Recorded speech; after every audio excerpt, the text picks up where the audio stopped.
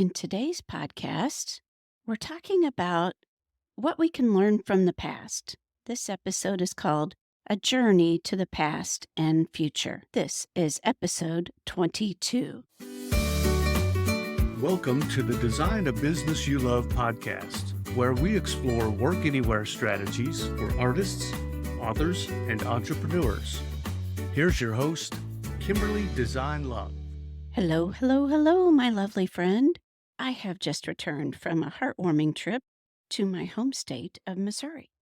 It was a delightful time filled with family time, trick-or-treating with my precious granddaughter, getting to meet my gorgeous new grandson, a beautiful drive through the autumn leaves in the Lake of the Ozarks, and visiting an amazing Lego exhibit at the Kansas City Union Station. But this trip was more than just a family getaway. It was a journey into the past, and it got me thinking. It got me thinking a little bit like the movie It's a Wonderful Life. And I want to share a valuable lesson, or a few valuable lessons, perhaps. Back in my college days, I had a rather unique opportunity to work for an architect. This firm boasted some major names in the Kansas City scene, but they were slow with their payments. And one fateful day, while helping with payroll, my boss said, "We don't have the funds to make payroll." It was a shocker for me. And I said, "Which one of our clients owes approximately this amount of money?" And he shared the name of one of our top clients. So, with my little boy in tow, who was a frequent companion of the office, and a freshly printed invoice, I headed over to the client's office. And I explained the situation. My little boy provided some adorable distractions. And I asked this client if he was happy with our work thus far. And he said, "Oh, I love your work. You guys are visionary, but we're still trying to get this project off the ground." In the design world, this is common. A building must be envisioned, then designed on paper before it can be built.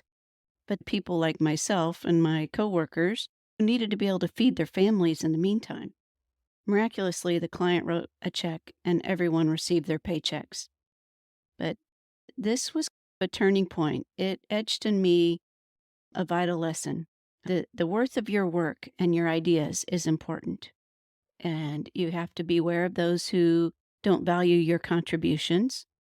And you need to always make sure that you get fair compensation for your work. So, another story that I want to share is about a church in Kansas City called the Community Christian Church that was designed by Frank Lloyd Wright. I was really fascinated by Frank Lloyd Wright when I was in college. And I learned that he had designed this church to have this steeple of light that would beam out of the ceiling, but it was only on paper. He dreamed it, he designed it, he thought about it, but there were no light bulbs that were bright enough to actually make his vision, his dream, actually happen. Around that same time, Mercedes started putting a type of headlights on cars that were a xenon light bulb. And from the time that Frank Lloyd Wright had designed it to then the 90s, technology had advanced in such a way that there really were light bulbs that could make this happen. And so I learned about a group that was trying to raise funds to actually light up Frank Lloyd Wright's vision. So I had the opportunity of working with this group of people that were raising funds to create that steeple of light.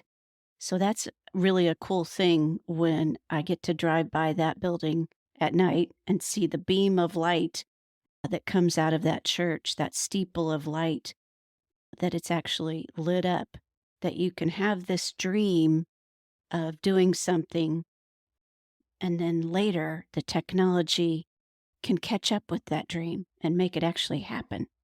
Another cool story, another cool building in Kansas City that brings back interesting memories for me is the hotel president.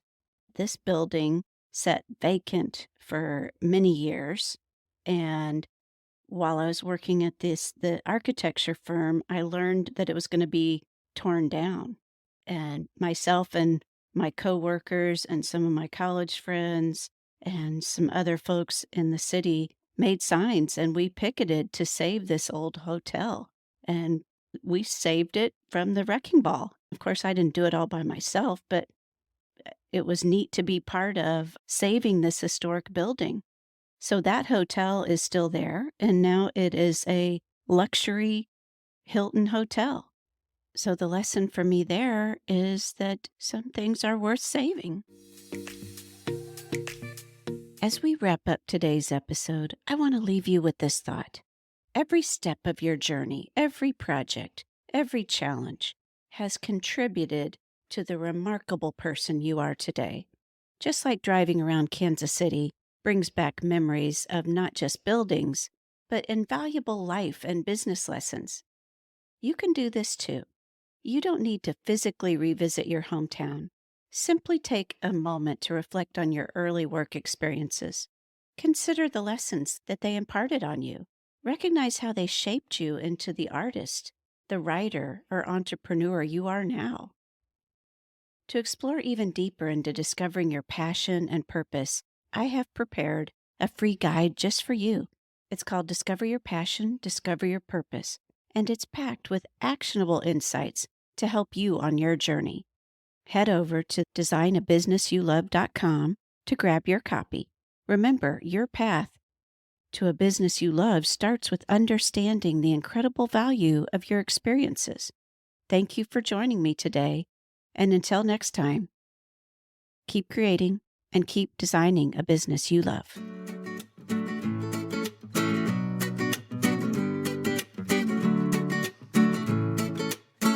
Thanks for joining us on today's episode of the Design a Business You Love podcast.